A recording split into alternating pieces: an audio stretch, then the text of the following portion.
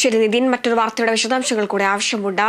അന്തരിച്ച CPIM നേതാവ് MM ലോറൻസിന്റെ മകൾ ആശ ലോറൻസിന്റെ ഹർജി ഹൈക്കോടതി ഇന്ന് പരിഗണിക്കും. ലോറൻസിന്റെ മൃതദേഹം ഏറ്റെടുക്കാനുള്ള കളമശ്ശേരി മെഡിക്കൽ കോളേജിന്റെ തീരുമാനത്തിനെതിരെയാണ് ആശ ഹൈക്കോടതിയെ സമീപിച്ചത്.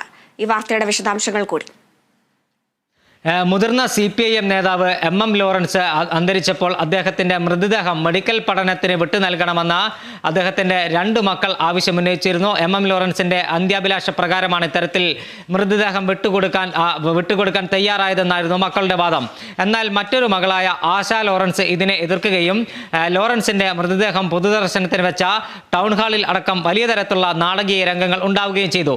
ഈ ലോറൻസിന്റെ മൃതദേഹം പൊതുദർശനത്തിന് വെച്ച ദിവസം തന്നെ ആശ ലോറൻസ് ഹൈക്കോടതിയെ സമീപിക്കുകയും അന്ന് ഹൈക്കോടതി താൽക്കാലികമായി മൃതദേഹം മെഡിക്കൽ കോളേജ് ആശുപത്രി മോർച്ചറിയിൽ സൂക്ഷിക്കാനും അനാട്ടമി നിയമപ്രകാരം തീരുമാനമെടുക്കാൻ മെഡിക്കൽ കോളേജിന് നിർദ്ദേശം നൽകുകയും ചെയ്തു.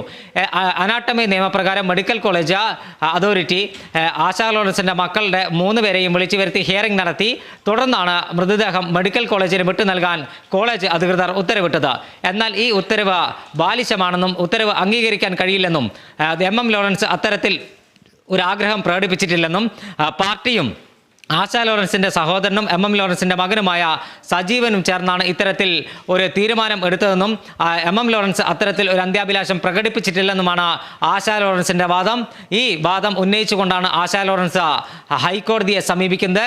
ഈ കേസിനകത്ത് തനിക്ക് നീതി വേണമെന്നും അച്ഛന്റെ അന്ത്യാഭിലാഷ പ്രകാരമല്ല ഇത്തരത്തിൽ ഒരു തീരുമാനമെടുത്തത്, MM ലോറൻസിന് അത്തരത്തിൽ ഒരു ആഗ്രഹം ഉണ്ടായിരുന്നില്ലെന്നും ആശാ ലോറൻസ് കോടതിയെ ബോധിപ്പിക്കും.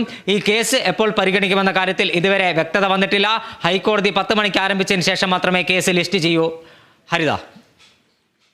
ശരി, നിതിൻ പ്രഭാകരനാണ് വിവരങ്ങൾ നൽകിയത്.